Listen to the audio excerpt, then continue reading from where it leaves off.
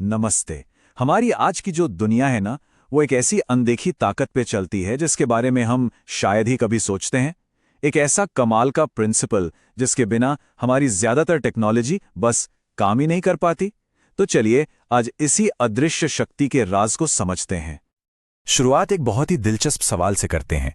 कल्पना कीजिए, एक high speed train जो पूरी रफ्तार से दौड़ रही है, वो बिना ब्रेक लगाए, मतलब बिना पहियों को छुए कैसे रुक सकती है? सुनने में तो एकदम जादू जैसा लगता है ना? कोई फ्रिक्शन नहीं, कोई कांटेक्ट नहीं, फिर भी ट्रेन रुक जाती है। तो इस जादू का जवाब है इलेक्ट्रोमैग्नेटिक इंडक्शन। जी हां, ये वही अनदेखी ताकत है जो सिर्फ हाई स्पीड ट्रेन्स को ही नहीं रोकती, बल्कि हमारे वायरलेस चार्जर्स को पावर देती है, किचन में इंडक्शन स्टोव चलाती है, बिजली बनाने वाले बड़े बड़े जनरेटर्स और यहां तक कि विशाल इंडस्ट्रियल फर्नेसेस मतलब औद्योगिक भट्टियों को भी यही चलाती है। तो सवाल यह है कि आखिर ये बिना कांटेक्ट का जादू काम कैसे करता है? चलिए आज इसी रहस्य से पर्दा उठाते हैं कि कोई चीज दूर से ही अपना असर कैसे डाल देती है। इस पूरी कहानी के हीरो हैं माइकल फैराडे। उन्होंने एक कह सकते हैं बहुत ही सरल से नियम की खोज की जिसने सचमुच सब कुछ बदल कर रख दिया। और यही नियम इलेक्ट्रोमैग्नेटिक इंडक्शन की नींव है। अच्छा, फैराडे के नियम को समझने से पहले ना हमें एक छोटी सी चीज समझनी होगी, मैग्नेटिक फ्लक्स। अब ये सुनने में थोड़ा टेक्निकल लग सकता है, पर है बहुत सिंपल।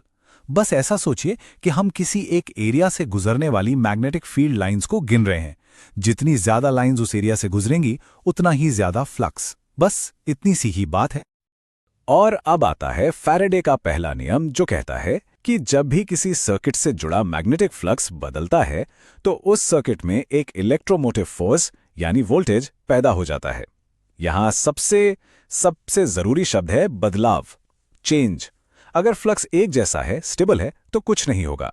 बदलाव होना ही की है।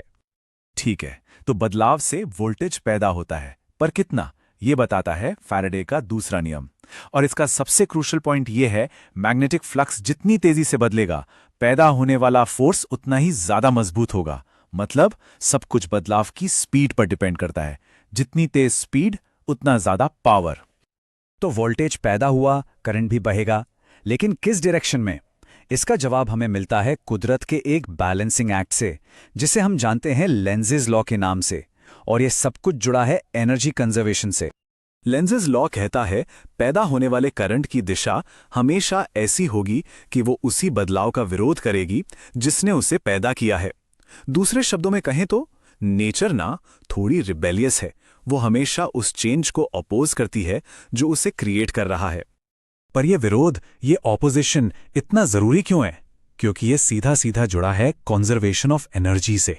जरा सोचिए, अगर ऐसा न होता तो हम बिना कुछ किए ही एनर्जी बना सकते थे, फ्री एनर्जी। और ये तो फिजिक्स के सबसे फंडामेंटल लॉज को तोड़ने जैसा होता। तो ये लेंजेस लॉ ही है जो यूनिवर्स में इस बैलेंस को बनाए रखता है।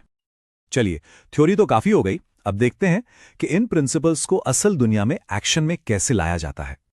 सबसे पहले बात करते हैं मोशनल ईएमएफ की। ये बहुत सीधा सा है।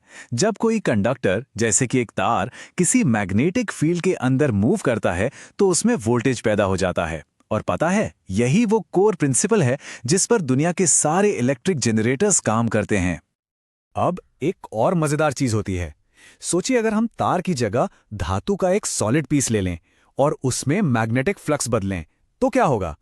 तब ना उस धातु के अंदर ही छोटे छोटे सर्कुलर करंट्स बनने लगते हैं। इन्हें कहते हैं एडी करंट्स। और लीजिए, आ गया हमारे पहले सवाल का जवाब।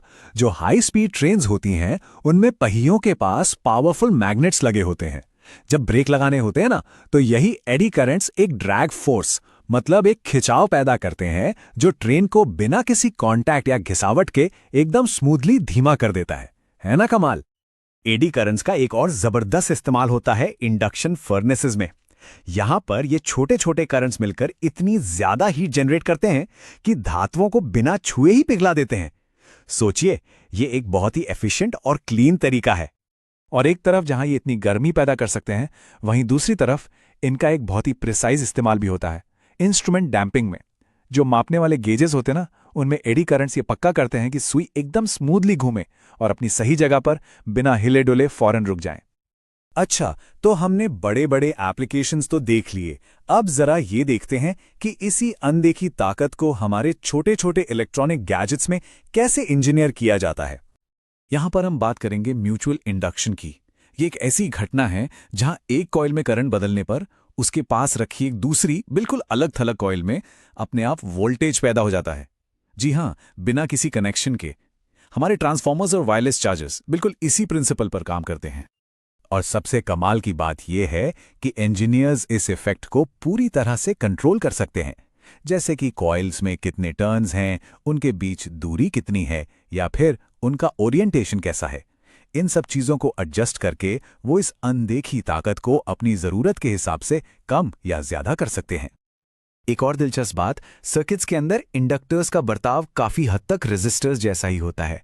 अगर उन्हें एक लाइन में यानी सीरीज में जोड़ा जाए तो उनकी पावर बस सीधे सीधे ऐड हो जाती है, और अगर उन्हें पैरेलल में जोड़ा जाए तो वो ठीक रेजिस्टर्स की तरह ही एक अलग रेसिप्रोकल तरीके से जुड़ते हैं। इस वजह से ना सर्किट डिजाइन का काम काफी आसान हो जाता है। तो देखा कैसे एक ही प्रिंसिपल ट्रेनों को रोकने से लेकर हमारे फोन को चार्ज करने तक हर जगह काम कर रहा है। ये फिजिक्स के बड़े बड़े नियमों को हमारी जेब में रखे छोटे से गैजेट से जोड़ता है, और ये बात सोचने पर मजबूर करती है कि ऐसी और कौन कौन सी अदृश्य ताकतें हैं जो हमारी रोजमर्रा की जिंदगी को चला रही हैं और हमें शायद इसका एहसास तक नहीं है।